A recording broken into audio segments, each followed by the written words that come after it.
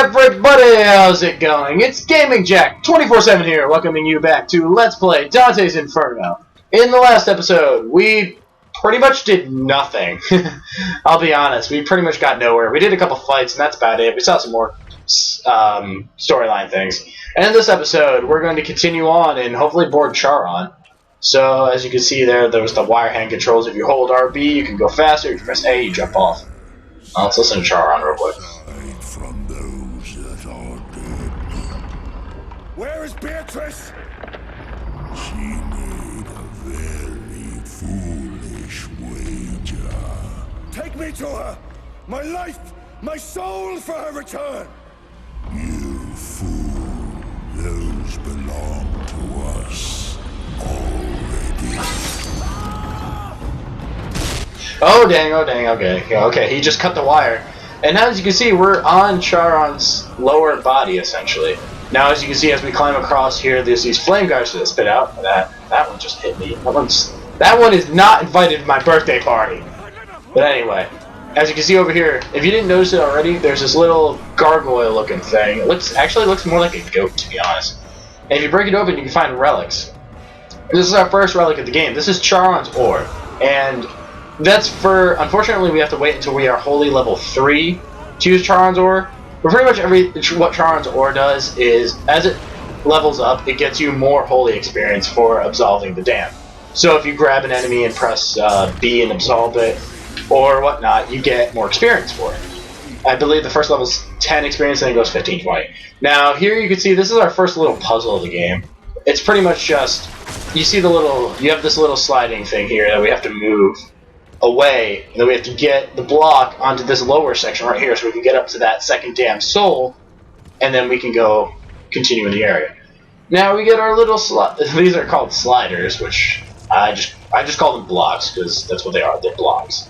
But as you can see, you got your normal sliding mechanics. Actually, as far as sliding blocks go, this game does a pretty good job at it. I mean, it doesn't limit you to just one direction at a time, or depending on where you're grabbing it, you can move it in pretty much all 8 directions, or any direction at all at any given time. Which is kind of a nice little add-on, if I do say so myself. But anyway, as you can see here, all we have to do is just crank this wheel, and we can move this little platform right here, and get the little piece there. Now, what I want to do first is, I want to move the block over to the left side, because if you couldn't see it already, there's a nice little fountain up there for us that we can go up. If we jump on the block here, we can go up and grab. And this, I believe, is our 4th piece of silver. So if we get another piece of silver, we get some more bonus souls. And bonus souls are always well needed, because the more souls you get, the more moves you learn, and just, you want to collect as many of those white souls as possible. I'm just letting you know. So now all we do is we just move this little platform thing back to where it originally was, and now we can use the block to jump up to the damn soul up there. But first things first, what I'm going to do is I'm going to grab these 2 fountains, because we lost a little bit of health from those frickin' flame geysers earlier. I hate those things. As I said already, they're not invited to my birthday party, so it's not as big a deal. But yeah, so we can get that, we can get some more white souls, and here we have our oh wait, hold on, we have a cutscene first. I almost forgot about this. Get a little cutscene here. There's a little demon. You hear the over thing of the priest telling you that all your sins are gone. And let's listen to Dante. Sins without confess. Would a bishop lie? Promise me, you will protect Francesco. You will protect Francesco. Promise me. I will protect your brother like he is my own. Sorry if you could hear that. That was my neck. Wow, silence. Okay. Okay, so you can hear, that was Beatrice telling us to protect Francesco.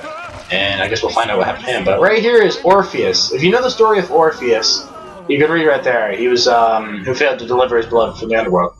Basically what happened was, in the story of Orpheus, he's a musician. And his lover ends up dying and going down to the underworld. Now, he doesn't like this, and he wants her back. So he goes down into hell and plays a little song for Hades and tricks him into giving him his beloved back. But Hades will only let him have her back on one condition. Orpheus has to come all the way back out of hell, climb all the way back, but he's not allowed to look behind him for his beloved. If he looks back even once, his beloved will be taken straight back into hell, and he doesn't get her back. Which kind of sucks. Oh, and by the way, we did get all the souls in that minigame, which is nice. We get a nice 990 souls from that. So basically, he pretty much gets to the end. He's right there at the end. Oh, and we leveled up too. But he's right at the end, he's about to get out, and he decides to turn around. And unfortunately, because of that, he ends up losing his beloved, and now I guess they decided to damn him to all eternity. Now what I'm going to do, I have 3,000. I could get a health upgrade, I could get a mana upgrade, but I'm just going to get the third attack for the cross, because I use the cross a lot, if you haven't noticed, so I like to mix that in with all my attacks, so I'm just going to use that and get some more attacks for it, make it a little bit more useful. Plus it also helps like in situations like this, where your enemies spawn far away, so you can use it right away to just chip away some of their damage as you work on them. So it's very helpful, and honestly overall the cross is a very helpful tool in this game. That's why I like to use it so much. It also helps for those damn flying enemies. I hate those guys so much. But now that we have, we actually got rid of all the flying enemies, so now all we have to do is just start whittling away at all these little guys. Oh, we're building up a nice little combo here. We're at 90 already. Actually, we might get our. Oh no! That was so close. We almost got our first 100 of the game, which would have been really nice to get actually. 100 combos. You don't really come along 100 combo very often. But if there's one thing that allows you to get a 100 combo very fast, it's definitely the cross, because it may not do as much, basically as heavy damage as your scythe will do, but it allows you just to get multiple hits on pretty much every enemy, and allows you to just rack up those points. Now let's just absolve the big guy real quick. As you notice, I always absolve all the big guys in this game. I highly recommend that, only because every time you absolve the big enemies, you get 100 experience to whatever you choose to do. So if you're like me and you want to play holy, or if you want to play unholy, no matter what, I always suggest finishing off the big enemies, because 100 experience towards your level is a lot of experience. So yeah, pretty much just make sure you use it. So there we go. Now we got a good chunk of experience from that. And oh yeah, surprise! We have another giant beast runner coming at us. Now, if you remember this guy from the second episode, he's not too bad to beat, especially once you have your redemption. But right now we don't have our full redemption, so, well, actually we just got it, speaking of the devil. That's nice. So what I want to do right now is I'm going to whittle away at him, but I'm also going to take care of the little spawning minions at the same time, because I really don't want to deal with them at the same time. So now that they're gone, I'm going to activate redemption, get a couple righteous rages going, and just try my best to whittle them down while I have my redemption going. Because as you notice, you're invulnerable during, you get pretty much double attack speed. It's just so helpful. You really need to use that as much as possible. Now we got our quick time event with the beast. It's the exact same as last time. You'll see a couple of these throughout the entire game. So as long as you remember XAB is the order, you're pretty much set. So, and just like last time, we get to beat up on these. We get to beat up on the baddies now. So we smash them with our fists. We get to stomp on them with our feet. We get to grab them and eat them if we feel like it, because why not? If we feel like eating them, we can grab them and I believe throw them at other people. It's just smash them into the ground. You can do whatever you want with these guys, because honestly, who cares? They're just enemies. They're just little minions. They can't stand up to you. Now, as you can see, we get the little RB. I call that it's just an RB bubble to me, because every time you see it, you only have to press RB.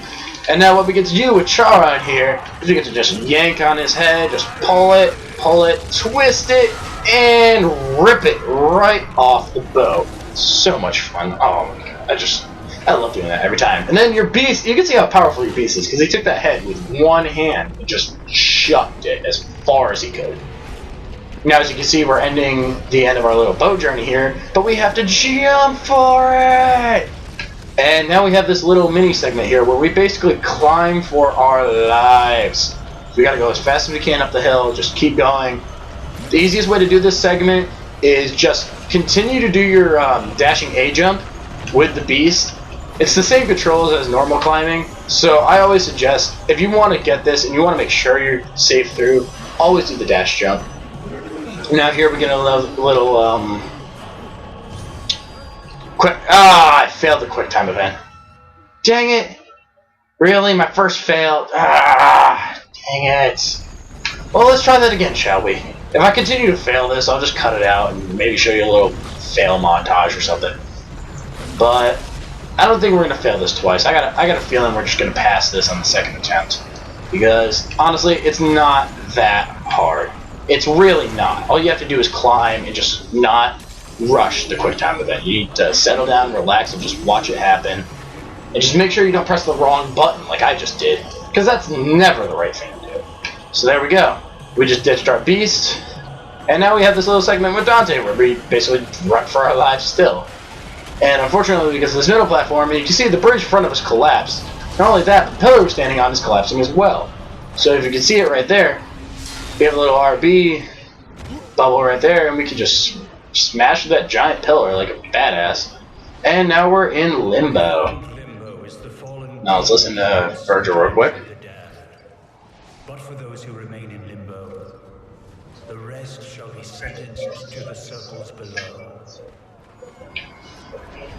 Yep, so you heard him. If you didn't really know much about Limbo, there you go. It's pretty much everyone who dies goes down here, and after they go down here, you're allowed. You can see Midas in the background with his giant tail.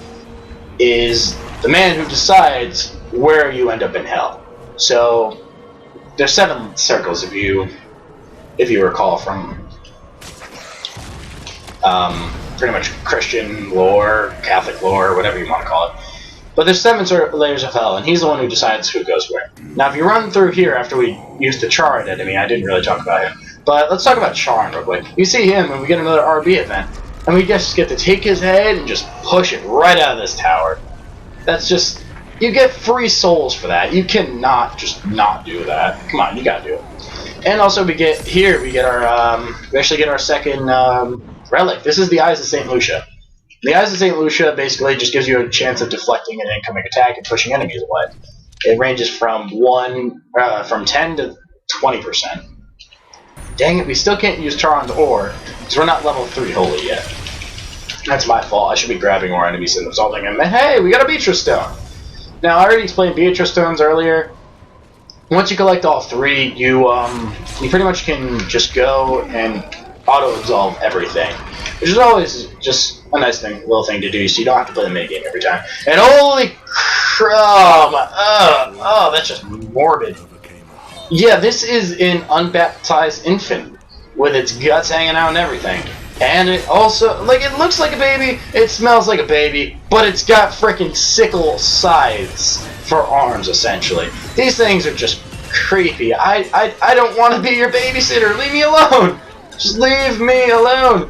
Leave me alone. Well, luckily, what you can do, if they start ganging up on you, what I like to do here, as you can see, you can grab these guys and absolve them as well. That's really helpful when you start getting a group of them, because the game allows you to just grab them. Like here, I can just grab one, and they'll either back off or they will just stop attacking you in general. The game is just nice like that. They give you some breathing room if you want to grab people.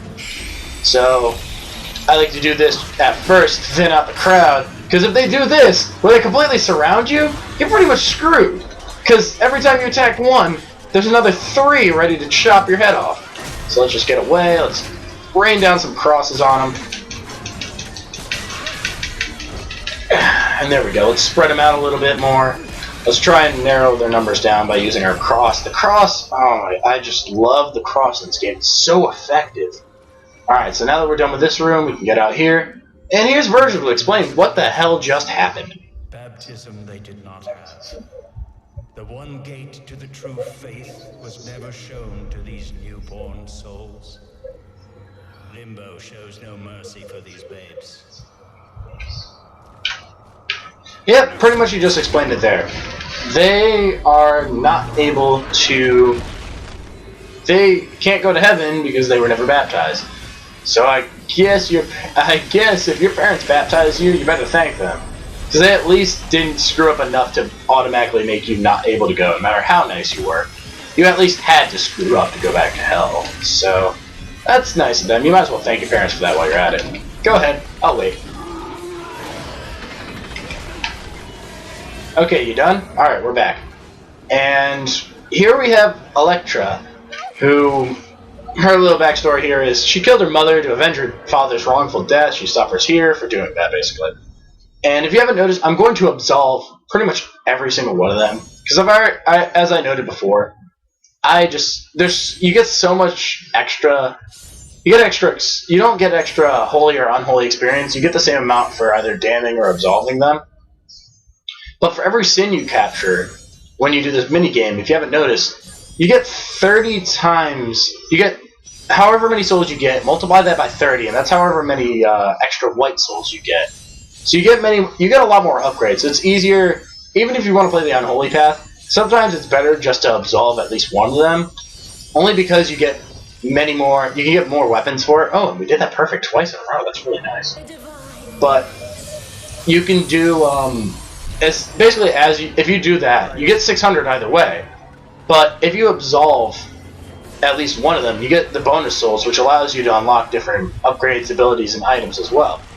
So that's just really helpful here. So now we begin our the rest of our ascent up here, and we get some more of these charred enemies. So pretty much the easiest way to deal with them without hurting yourself. Just the second you see one, grab it and throw it. That's all you gotta do. And luckily that time we had a little chain reaction and we blew up the other two with one. So let's go over here, grab this. I suggest every chance you see any kind of fountain, whether it be green, purple, or white, especially the white fountains, 9 times out of 10 you want to just grab the fountain, just to grab the fountain. Okay, so there's nothing over there, and you can see we get a little bit better of a close-up on Midas over there. We'll be going to see him soon, but for now we have to go around this way to go actually get to the right area. Oh crud, I was supposed to grab him. No, not you. Although I do want that experience. I don't want to grab you. I want to grab this guy. Throw him at you guys. Because I want you to die faster. And that's the easiest way to kill you. Ah, man, now we got some more of this unbaptized babies in here. And just a smorgasbord of enemies in here. I just don't want to deal with this right now. Just die. Just please die again. Just die again. I literally, I already know you're dead. But just, can you die again for me, please? It'd be very helpful. And like I said, every time you see a big enemy, whether you're playing holy or unholy, always do it. Oh, wait, we got level 3 now. I'm actually going to, really quick, I'm going to attach Charon's ore, only because I want the extra experience I get from it. So I'm just going to go right here real quick. Actually, we got rid of a good amount of these guys. So I want to grab these last 3 unbaptized babies and just quickly absolve them real quick. And as you can notice, it's only level 1, so instead of getting 10 holy experience for those damn babies, you actually get 11 this time. And when you get the big enemies, instead of getting 100, you get 110. So that's always, and it adds up in the end. So it's always nice to have Charon's ore on. Now, as you can see here, these little towers here, always break them open, only because every time you break them open, every time you break pretty much anything in this game, there's going to be white souls or some kind of soul hidden there, so it's always nice. Let's talk to Virgil real quick. Souls and honored names which resound in your life above. Though denied paradise, they dwell distinguished from the manner of the rest. Yep, so pretty much he said there, those who pretty much didn't do too much bad, but didn't really earn their way into heaven. And the unbaptized babies, usually 9 times out of 10, just end up here in Limbo. So, I mean, it could be worse. I mean, they could actually end up in one of the circles of hell, which, as you'll see later on, are a little bit worse than what we're dealing with right now. So, after we destroy that statue, let's walk up here, and we get another cutscene. Because this wouldn't be my episode unless we had at least 2 cutscenes here. Pretty much, I'm going to talk over this cutscene only because there's not really much talking going on. It's pretty much just them saying, hey, yeah, we took back the castle, we took it away from them. Not even Lionheart can get it. So it's nothing really important. You just see a bunch of people getting their heads ripped off, and don't you pretty much just see that throughout the rest of this game anyway? So it's not. I don't really feel that's too important. But now that we're done with this cutscene, we get to walk up here. Let's destroy these statues real quick. And as you can see, we're right near Midas. So if you can, actually, if you see over there, there's a little lever right there. So as of right now, we can't get over there, but you can see the little claw right there. So if you hit this lever, you can activate that, and you can see the little RB thing. And we're going to go over there and fight Midas in the next episode. So, thank you so very much for watching this. If you liked the video, please leave a like. If you really like it, consider subscribing if you haven't already. And until the next time, guys and girls, this has been Gaming Check 24/7 here, reminding you to just have a nice day. See you in the next one.